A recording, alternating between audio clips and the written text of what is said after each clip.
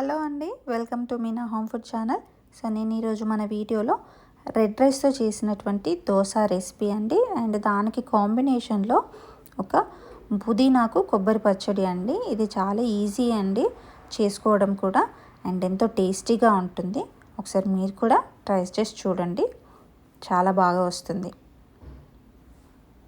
దీనికి మనం ముందుగా ఒక 3 గ్లాసెస్ వరకు రైస్ తీసుకోవాలండి. అలాగే మనం ఏ గ్లాస్తో అయితే మెజర్ చేసుకున్నామో అదే గ్లాస్తో ఒక గ్లాస్ వరకు మినపప్పు, తర్వాత అందులోకి మనం ఒక 1/2 స్పూన్ వరకు మెంతులు కూడా తీసుకోవాలండి. సో ఇప్పుడు వీటన్నింటినీ ఒక 2 నుంచి 3 సార్లు మనం మంచిగా వాష్ చేసి తీసుకోవాలి. ఇలా వాష్ చేసుకున్న తర్వాత మనము దీన్ని వాటర్ యాడ్ చేసేసుకొని మినిమం లైక్ 6 to 8 అవర్స్ వరకు మనం సోక్ చేసేసుకోవాలండి. తర్వాత మనం వాటర్ అంతా డ్రైన్ చేసేసుకొని మంచి ఒక ఫైన్ స్మూత్ పేస్ట్ లాగా మనం ఇప్పుడు దీన్ని మిక్సీ పట్టేసేసుకోవాలి. చూడండి, వీడియోలో చూపిస్తున్న కన్సిస్టెన్సీ ఏ రకంగా ఉందో ఆ రకంగా మనం మిక్సీ చేసేసుకోవాలి. సో ఇప్పుడు దీన్ని అంతటినీ ఒకసారి ఇలా ఒకే డైరెక్షన్లో కలిపి తర్వాత మనం ఓవర్ నైట్ దీన్ని అలాగే వదిలేసేసేయాలండి. అప్పుడు మంచిగా ఫర్మెంటేషన్ అయిపోతుంది. ఇలా ఒక మినిమం అంటే మనం నైట్ పడుకునే కన్నా ముందు మిక్సీ పట్టేసుకుంటే మార్నింగ్ వరకల్లా రెడీ అయిపోతుందండి.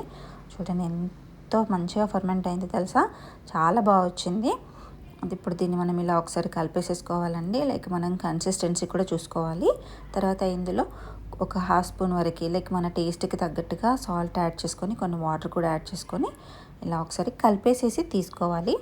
చూడండి, దోశ బ్యాటర్ లాగా రెడీ అయిపోయింది.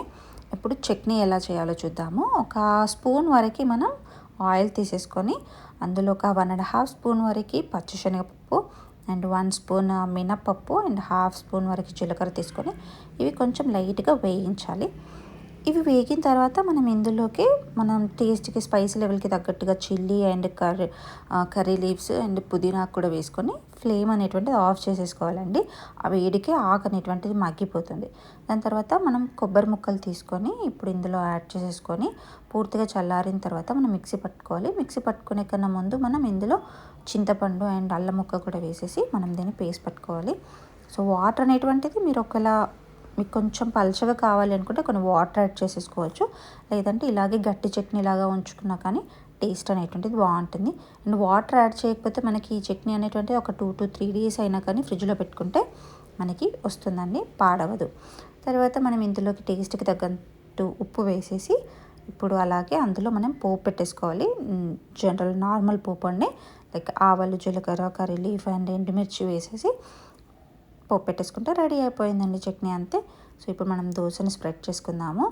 సో ఈ రెడ్ రైస్ దోశ అనేటువంటిది ఏంటంటే మనం నార్మల్ దోశ కుక్ చేసినంత ఈజీగా అనేటువంటిది కుక్ కాదు. దీనికి కొంచెం టైం పడుతుంది కుక్ కావడానికి, ఎందుకంటే మనం రెడ్ రైస్ కదా యూస్ చేసింది.